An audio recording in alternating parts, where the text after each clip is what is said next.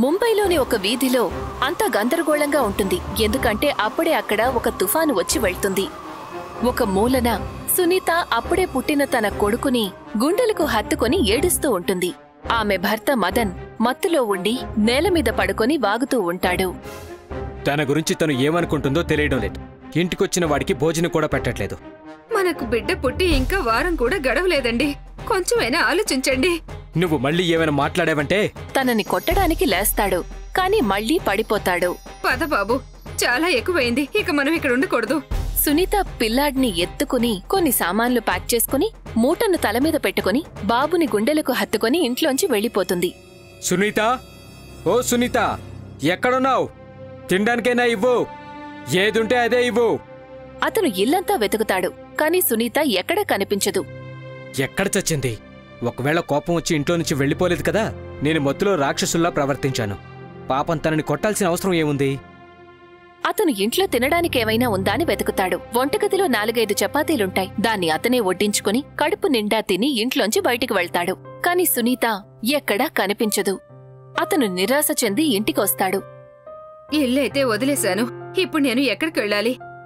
రాత్రి చీకట్లో తిరగడం కంటే ఇంటికి వెళ్లడమే మంచిది. అప్పటికి తెల్లారిపోతుంది కూడా.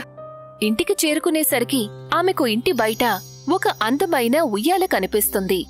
ఈ ఉయ్యాల చాలా బావుంది. నా బాబు ఇందులో ప్రశాంతంగా పడుకుంటాడు. అలా అనుకుని తను ఇంట్లోకి వెళ్లి బాబుని చాపమీద పడుకోపెట్టి త్వరగా బయటి నుండి ఆ ఉయ్యాలను లాక్కొని వస్తుంది. అంతలో మదన్ లేస్తాడు. అతను సునీతని చూడగానే, సునీత, నువ్వెక్కడికి వెళ్ళిపోయావు? నేను నీకోసం ఎంతో వెతికాను. నువ్వెక్కడా కనిపించలేదు. నేనేమని అనుకున్నానంటే, రోజు తన్నులు తింటూ ఉండడం కంటే నేను బాబు చనిపోవడం మంచిదనుకున్నాను. కాని ఆ చంటి పిల్లాడి మొహం చూశాక ఆగిపోయానండి. ఓసి పిచ్చిదానా, నువ్వెందుకలా అనుకున్నావు? నేను కావాలని అలా చేయలేదు కదా. అది నిన్న ఒకరి ఇంట్లో కొడుకు పుట్టాడు. అందుకని వాళ్ళు మందు పార్టీ ఏర్పాటు చేశారు. మగవాళ్ళందరూ నీలాగే తమ భార్యల్ని కొడుతూ ఉంటారా? నువ్వు ఇది కూడా ఆలోచించలేదు. మనకు బాబు పుట్టి వారం రోజులే అయ్యింది. నేను ప్రతిరోజు తాగుతున్నానేంటి? సరే సరే, నన్ను క్షమించు. ఇదిగో చెవులు పట్టుకుని క్షమాపణ అడుగుతున్నాను. ఎప్పటికైనా క్షమించు. ఇక మీదట నేను నిన్ను ఎప్పుడూ కొట్టను. సరే వదిలేయండి. నేను బాబుని పడుకోబెట్టి వంట చేస్తాను. మీరు స్నానం చేసి రెడీ అవ్వండి. ఆఫీస్కి వెళ్ళాలి కదా? లేదు, ఇవాళ నాకు ఆఫీస్కి వెళ్లాలని అస్సలు అనిపించట్లేదు. సరే, ఈ ఉయ్యాల్ని ఎక్కడైనా పక్కకు పెట్టండి. ఇదెక్కడి నుంచి తెచ్చావు? ఎంత అందమైన ఉయ్యాలా?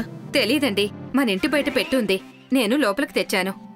ఇద్దరూ కలిసి ఉయ్యాలను ఇంటి లోపలికి లాక్కొస్తారు. సునీత అందులో తన పాత చీర చక్కగా మడిచి వేస్తుంది.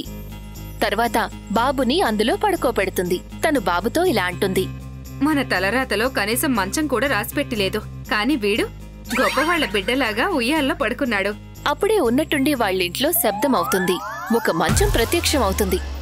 ఇదేంటి? ఇదెక్కడి నుండి వచ్చింది? దీని మీద ఎంతో చక్కటి పరుపు ఇంకా తలగడలు కూడా ఉన్నాయి. ఎంత మెత్తగా ఉందో కూర్చుని చూడు. ఈ చిన్న ఇంట్లో ఇంత పెద్ద మంచం వేశాక అసలు చోటే లేదండి. పెద్దిళ్ళైతే చాలా బాగుండేది కదా. 2 నిమిషాలకు భూకంపం వచ్చినట్టు అనిపిస్తుంది. చాలా వెలుగు వస్తుంది. వాళ్ల ఇల్లు ఒక పెద్ద ఇల్లుగా మారిపోతుంది. సునీత, నువ్వు రాత్రంతా ఏదైనా మ్యాజిక్ నేర్చుకుని వచ్చావా? నేను మొత్తం రాత్రంతా కూడా తిరుగుతూనే ఉన్నాను. నా ఉద్దేశం ప్రకారం ఆ ఉయ్యాలుంది కదా, అదే మాయ చేస్తోంది అనిపిస్తోంది. నాకు కూడా అదే అనిపిస్తోంది. ఒకవేళ ఉయ్యాల మాయ చేస్తోందంటే అప్పుడు మన దగ్గర బోలెడంత డబ్బు నగలు కూడా ఉంటాయి కదా. అరే, ఇదేంటి? అంత డబ్బు ఎక్కడి నుంచి వచ్చింది? అలా చూడు, బాబు ఉయ్యాల్లో తన చుట్టూ నోట్లు కట్టలు కనిపిస్తున్నాయి. డబ్బుని చూసి సునీత ఇలా అంటుంది, ఆరు నాయనా, మనం ధనవంతులు అయిపోయామండి. ఇక నేను కూడా డ్యూటీకి వెళ్లాల్సిన అవసరం ఉండదు. ఈ డబ్బులతో మనం ఒక సిమెంటు ఇటుకల దుకాణాన్ని తెరుద్దాము.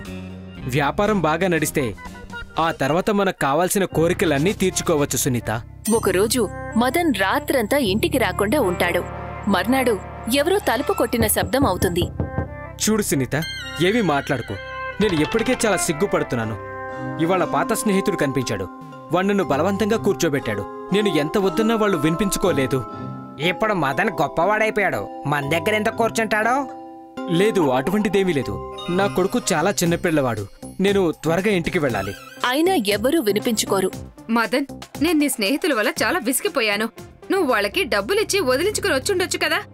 రాత్రంతా నువ్వు అక్కడే కూర్చోవడం అవసరం అంటావా ఏంటి? సరే వదిలే, నేను స్నానం చేసి వస్తాను. నాకు టిఫిన్ పెట్టు. బాబుని పడుకోబెట్టొస్తాను. అప్పుడే నేను టిఫిన్ చేయగలను. మదన్కి వెంటనే కోపం వస్తుంది. అతను ఉయ్యాలను గట్టిగా తన్ని ఇలా అంటాడు. ఇదిగో దీన్ని చూసుకునే కదా నువ్వు ఎంతలా మాట్లాడుతున్నావు. దీన్ని ఇప్పుడే బయట పడేస్తాను. మదన్ ఎంతగానో ప్రయత్నించాక కూడా ఉయ్యాల ఉన్న చోటి నుండి కొంచెం కూడా కదలదు. అలసిపోయి అతనిలా అంటాడు. ఇవాళ నీ అంతు తేలుస్తాను. చాలా ఎక్కువగా మాట్లాడుతున్నావు. ఉన్నట్టుండి అతనికి షాక్ తగిలినట్టవుతుంది. ఏదో ఒక అదృశ్య శక్తి తన చేతిని తిప్పినట్టు అనిపిస్తుంది. అతను నొప్పితో తల్లడిల్లిపోతాడు. సునీత, నా చెయ్యి వదలమని దానికి చెప్పు. నాకు అర్థమైంది. ఈ ఉయ్యాల నిన్ను నాలాంటి నీచుడు బారి నుండి కాపాడడానికే వచ్చింది. నేను చచ్చిపోతాను. చూడు, దయచేసి నన్ను క్షమించు. నేనేం చెయ్యాలి? నువ్వు చేసిన దానికి అనుభవించి తీరాల్సిందే కదా. సునీత, నన్ను క్షమించు. మన బాబు మీద ఒట్టు. ఇంకెప్పుడు ఇలా జరగదు. మదన్, ఇదే ఆఖరిసారి, గుర్తుపెట్టుకో. ఓ ఉయ్యాలా ఉయ్యాలా, ఈసారికి తనను క్షమించు. తనను వదిలిపెట్టు. మదన్ చెయ్యి మామూలుగా అయిపోతుంది. ఆ తర్వాత మదన్ పూర్తిగా మౌనంగా పడుకుండిపోతాడు. ఆ రోజు తర్వాత మదన్కి ఉన్న కోపం అలాగే పొగరు రెండూ అంతమైపోతాయి. రోజు తను తిన్నగా ఇంటికొచ్చేవాడు. బాబుతోనూ సునీతతోనూ సమయం గడిపేవాడు.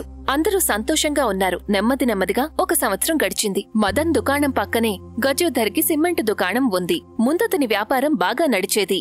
కాని ఎప్పుడైతే మదన్ దుకాణం తెరిచాడో అప్పట్నుండి అతని దుకాణానికి ఎవరూ రావడం లేదు. ఒకరోజు గజోధర్ ఇలా అంటాడు.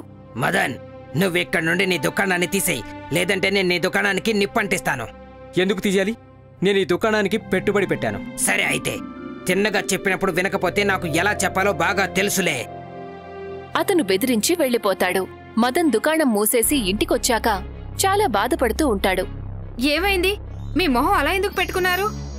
మదన్ సునీతకి జరిగిందంతా చెప్తాడు. గజోధర్ తన వెనకే వచ్చి కిటికీ దగ్గర నిలబడి వాళ్ల మాటలన్నీ వింటాడు. నిజంగానే తను కోపంలో నిప్పు పెడితే మనం రోడ్డు మీద పడిపోతాం. చాలా డబ్బు ఖర్చు పెట్టి వ్యాపారం మొదలుపెట్టాం. నువ్వేమీ కంగారు పడకు. ఆ గజోధర్కి భయపడాల్సిన అవసరమేమీ లేదు. మన మాయా ఉయ్యాలుంది కదా, అది ఏమీ జరగనివ్వదు.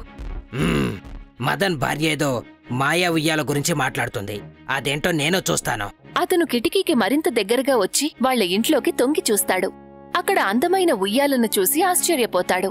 తర్వాత అక్కడ్నుంచి వెళ్లిపోతాడు. కాని ఆ ఉయ్యాల అతని కళ్లల్లోనే ఉంటుంది. మరుసటి రోజు అతను మదన్ దుకాణానికి వెళ్లి, ఏ పాటికి నువ్వు దుకాణం మూసేయడం గురించి ఆలోచించే ఉంటావు కదా. నేను నా దుకాణం మూసేయను. నువ్వు ఏం చేసుకుంటావో చేసుకో. సరే అయితే, తర్వాత నన్ను ఏమీ అనుకో. అతను మనసులోనే ఆలోచిస్తూ ఉంటాడు. వెంటనే మదన్ వాళ్ళింటికి ఒక వ్యక్తిని పంపిస్తాడు. ఆ వ్యక్తి సునీత ఇంటి తలుపు కొడతాడు. మీ దుకాణానికి మంటలు అంటుకున్నాయి, త్వరగా వెళ్ళండి.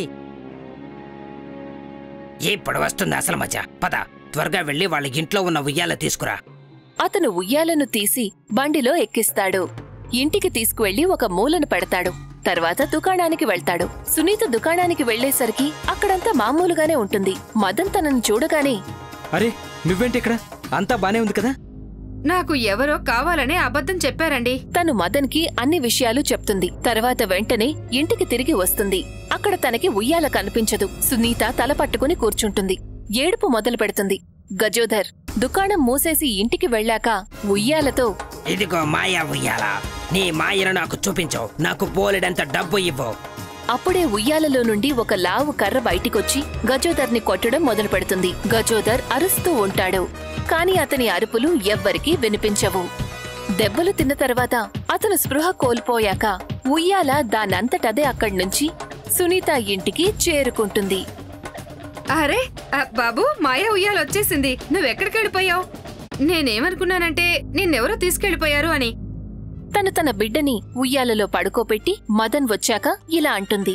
నీకు తెలుసా, నేనింటికొచ్చేసరికి ఉయ్యాలను ఎవరో తీసుకెళ్లిపోయినా దానంతట అదే తిరిగి ఇంటికొచ్చేసింది. మదన్ దుకాణానికి గజోధర్ ఇంట్లో పనిచేసే నౌకరు అప్పుడప్పుడు వెళ్తూ ఉంటాడు. అతను మదన్తో ఇలా అంటాడు. మదనన్న, చాలా ఆశ్చర్యకరమైన విషయం. గజోధరయ్య గారు ఏదో ఉయ్యాలను కొని తీసుకొచ్చారు. దానితో ఏదో అన్నారు. వెంటనే అందులో నుండి కర్ర బయటకొచ్చింది. అది ఆయనని బాగా ఉతికేసింది. ఇప్పుడు ఆసుపత్రిలో ఉన్నారు. మదన్ ఇంటికి వెళ్ళాక ఇలా చెప్తాడు. నాకు తెలుసు, ఆ ఉయ్యాలను గోజదార్ తీసుకెళ్లాడు. అతను ఆస్పత్రిలో ఉన్నాడు. పోనీలే, మనకి మన మాయా ఉయ్యాల దక్కింది. మనకైతే ఇదే గొప్ప విషయం కదా. తాను చేసిన దానికి తగిన ఫలితం తనకు దక్కింది. సురేష్ ఒక కూలివాడు. కాంతాభాయ్ కూడా ఇళ్లలో పనిచేయడానికి వెళ్తుండేది. ఇద్దరూ పిల్లాడి కోసమే పిల్లాడిని ఇంట్లో ఒంటరిగా వదిలేసి వెళ్లేవారు. తను ఎప్పుడూ ఇంటి బయట మట్టిలో ఆడుకుంటూ ఉండేవాడు. ఒకరోజు అమిత్కి జ్వరం వస్తుంది. కాంతాబాయ్ పనికి వెళ్లడానికి బయలుదేరుతూ ఉండగా తను అమిత్ దగ్గరికి తనని ముద్దులాడి పనికి వెళ్దామని వచ్చి చూసేసరికి అమిత్ ఒళ్లంతా జ్వరంతో కాలిపోతుంది. అరే, నా కొడుకు జ్వరం చాలా ఎక్కువగా ఉంది. ఇప్పుడు నేను పనికి ఎలా వెళ్ళాలి? కానీ పనికి వెళ్ళడం కూడా అవసరమే కదా, లేకపోతే అమ్మగారికి చాలా కోపం వస్తుంది. నేను పిల్లాడికి మందులు వేసి పనికి వెళ్ళిపోతాను. ఎందుకంటే అమ్మగారు చెప్పారు ఇవాళ పనికి వెళ్ళడం చాలా అవసరం అని. ఒకసారి కాల్ చేసి అడుగుతాను. కాంత అమ్మగారికి కాల్ చేస్తుంది. అమ్మగారు, నా కొడుక్కి ఒంట్లో బాగోలేదు. ఇవాళ నేను సెలవు తీసుకోవచ్చా? మీ పని వాళ్ళందరూ ఇంతే, సెలవు పెట్టడానికి సాకులు వెతుకుతారు. చూడు కాంత, నేను చెప్పే జాగ్రత్తగా విను. నీకు పని చేయడం ఇష్టం లేకపోతే ఈ పని మానేసాయి, కానీ ప్రతిరోజు ఇలా నాటకాలు ఆడొద్దు. ఒకవేళ పని చేయాలనుకుంటే వెంటనే పనికి వచ్చేసాయి. ఒకవేళ మానేయాలనుకుంటే అప్పుడు కూడా రా, నేను నీకు నీ జీతం ఇస్తాను. అమ్మగారు, నన్ను పనిలో నుండి తీసేకండి. నేను ఇప్పుడే వస్తాను. కాంతాబాయ్ కొడుకు ఆకలి తీర్చడం కోసం జ్వరంతో ఉన్న కొడుకుని ఒంటరిగా వదిలి పనికి వెళ్తుంది. కాంతాబాయ్ పనికి వెళ్లిపోతుంది. అక్కడ అమ్మగారు కాంత దగ్గరికి వస్తుంది. నిజంగానే నీ కొడుకు ఒంట్లో బాగోలేదా, లేక నువ్వు సెలవు పెట్టాలని అలా అన్నావా? అమ్మగారు, ఏ తెల్లైనా తన బిడ్డకు ఆరోగ్యం బాలేదని అబద్ధాలు చెప్తుందా? ఇవాళ మీరు నన్ను త్వరగా ఇంటికి పంపించండి. లేదు లేదు కాంతాబాయ్, ఇవాళ ఎట్టి పరిస్థితుల్లో నువ్వు త్వరగా వెళ్ళకూడదు. ఎందుకంటే నా కొడుకు రవికి జలుబుగా ఉంది. ఇవాళ నేను తను చూసుకోవాలి, అందుకే వంట నువ్వే చెయ్యాలి. అమ్మగారు, ఇవాళ నాకు వేరే దారి లేదు. నేనిక్కడికి రావడం అయితే వచ్చాను, కానీ అక్కడ నా కొడుకు పాపం ఎటువంటి పరిస్థితిలో ఉన్నాడో ఏంటో. చాలు చాలు, ఇక ఏడు పాపం, బట్టలు ఉతకడం మొదలుపెట్టు. కాంతాబాయ్ కళ్లల్లో కన్నీళ్లు, మనసులో బాధ, మొహంలో దిగులును పెట్టుకుని పనిచేయడం మొదలుపెడుతుంది. ఇక మరొక వైపు అమ్మగారు తన కొడుకు రవిని ఒళ్ళో కూర్చోబెట్టుకుని సోఫాలో కూర్చుని టీవీ చూస్తూ ఉంటుంది. 18 ఏళ్ల తర్వాత అమిత్, రవి ఇద్దరూ పెద్దవాళ్లవుతారు. కాని ఎప్పుడైతే అమిత్ తల్లి కాంతాబాయ్ ఇళ్లల్లో పనిచేయడానికి వెళ్తుందో అప్పుడు అమిత్కి చాలా బాధగా ఉంటుంది. అందుకే అమిత్ చదువుకోవడంతో పాటు రాత్రిపూట ఒక క్లబ్ రెస్టారెంట్లో వెయిటర్గా పనిచేస్తుంటాడు. ఒకరోజు రాత్రి రవి తన స్నేహితులతో కలిసి క్లబ్కి వెళ్తాడు. తను అక్కడ అమిత్ ని గుర్తుపడతాడు. హే, నేను నిన్ను ఎక్కడో చూశానే. ఎక్కడ సార్? చాలే ఆపు, అంత ఫార్మల్ గా ఉండకు. నేను నిన్ను గుర్తుపట్టేశాను. అవునా? నువ్వు మా పనమ్మాయి కొడుకువే కదా? ఆమె ఎన్నో ఏళ్లుగా మా ఇంట్లోనే పనిచేస్తూ ఉంది. మీ అమ్మ చాలా కష్టపడుతూ ఉంటుంది, అన్ని పనులు చక్కగా చేస్తుంది. గిన్నెలు, బట్టలు, ఇల్లు ఎలా మెరిసిపోతుందంటే ఏదో కొత్త పెళ్లి కూతురులాగా మెరిసిపోతుంది. అవును సార్. సరే పర్లేదులే, ఇప్పుడు నువ్వు వెయిటర్ అయ్యావు. నీకు ఏమైనా పని కావాలంటే నన్ను అడుగు, నేను నీకు పూర్తిగా సహాయం చేస్తాను. ఎంతైనా నువ్వు మా పని మనిషి కొడుకు కదా. రవి తన స్నేహితులందరి ముందు అమిత్ ని బాగా ఎగతాళి చేస్తాడు. కాని అమిత్ మౌనంగా ఉంటాడు. ఎందుకంటే రవి అన్న దాంట్లో అబద్ధం లేదు. పని మనిషి కొడుకుని పని మనిషి కొడుకు అనే కదా అంటారు. అమిత్ అలాగే ఉద్యోగం చేస్తూ చదువును కొనసాగిస్తాడు. రవి ప్రతిరోజు పార్టీలు జరుపుకుంటూ ఉంటాడు, డ్రింక్ చేస్తాడు, అస్సలు చదవడు. ఒకరోజు అతని తల్లి తన పక్కన కూర్చోబెట్టుకుని మాట్లాడడం మొదలు పెడుతుంది. కాంతాబాయ్ కూడా అక్కడే కూర్చుని పనిచేస్తూ ఉంటుంది. రవి, ఇలా ఎంతకాలం జరుగుతుంది? నువ్వెందుకు నీ చదువు మీద దృష్టి పెట్టడం లేదు? ఓహో అమ్మా, నువ్వు మళ్ళీ మొదలు పెట్టేశావా? నేను బాగానే చదువుతున్నాను కదా. ఏం చదువుతున్నావు? నీకు అన్ని చెడ్డ అలవాట్లు బాగానే అబ్బుతున్నాయి. అమ్మా, యూనో, మనం డబ్బున్న వాళ్ళము, మనకి ఇవన్నీ అలవాటవ్వాల్సిందే. మీరు వీటి గురించి ఏమీ మాట్లాడకండి ప్లీజ్. రవి, నువ్వు మీ అమ్మతో మాట్లాడుతున్నావు. నాకు తెలుసులే, నేను చాలా మర్యాదగా మాట్లాడుతున్నాను. అదే ఇంకెవరన్నా అయితే ఇంత ప్రేమగా మాట్లాడేవాడిని కాదు. అన్నట్టు నేను డబ్బున్న తండ్రికి కొడుకుని. నేను ఒకరి కింద ఉద్యోగం చేయలేను. నేను సొంతగా బిజినెస్ చేస్తాను. నాకు ఇన్వెస్ట్మెంట్ కోసం డబ్బులు ఇవ్వమ్మా. అలా చూడు, పని మనిషి కొడుకు స్వయంగా పని చేసుకుంటూ చదువుకుంటున్నాడు.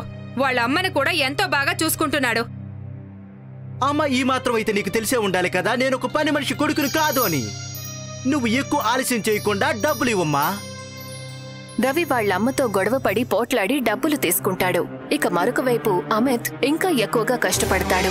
ఫలితం ఏమవుతుందంటే అమిత్ సొంతంగా ఒక అప్లికేషన్ సాఫ్ట్వేర్ ని డెవలప్ చేస్తాడు. అది తర్వాత ఒక డిజిటల్ కంపెనీగా మారుతుంది. అమిత్ ఒక మంచి ఇల్లును కొంటాడు. వాళ్ళ అమ్మ కోసం పని మనిషిని కూడా పెడతాడు. ఇక మరొక వైపు రవి అసలు ఏ బిజినెస్ ను పెట్టడు. రవి, నీ కంపెనీ ఎక్కడుంది? నాకు నువ్వు ఇంతవరకు ఏమీ చూపించనే లేదు. అమ్మా, నాకు ఇంకాస్త డబ్బులు కావాలి. నేను నీకు 50 లక్షల రూపాయలు ఇచ్చేశాను. అమ్మ, చాలా అవసరం. బ్యాంక్ నుంచి లోన్ తీసుకోపోతే ముందు ఇచ్చిన డబ్బులు కూడా వృధా అయిపోతాయమ్మా. అమ్మ, ఒక పని చేద్దాం, ఇంటి మీద లోన్ తీసుకుందాం. రవి వాళ్ళమ్మ రవి మాటలు వింటుంది. ఇంటి మీద లోన్ తీసుకుని ఆ డబ్బంతా రవికి ఇస్తుంది. కొన్ని రోజుల తర్వాత వాళ్ళ అమ్మకి తెలుస్తుంది రవి పేకాట ఆడుతున్నాడు అని. తను మొత్తం డబ్బంతా పేకాటలో కోల్పోయాడు అని. అలాగే అమిత్కి సొంత కంపెనీ ఉందని తెలుస్తుంది. తను పాత విషయాలన్నీ గుర్తు చేసుకుని చాలా బాధపడుతుంది. కాంతాభాయ్ తన కొడుకుతో పాటు రవి వాళ్ల ఇంటికి వస్తుంది. అమ్మగారు, నేను మీకు తీపి తినిపించడానికి వచ్చాను. నా కొడుకు నా జీవితాన్ని మార్చేశాడు. కాని అమ్మగారు, నేను ఒకటే చెప్తాను, ఎప్పుడూ కూడా ఎవరూ పొగరుగా ప్రవర్తించకూడదు. ఎందుకంటే జీవితం ఎప్పుడూ ఒకేలా ఉండదు కాబట్టి. కాంతాబాయ్ తన కొడుకుతో కలిసి కార్లో ఇంటికి తిరిగి వెళ్లిపోతుంది. కాని రవి అలాగే తన తల్లి సిగ్గుతో తల దించుకుని నిలబడతారు.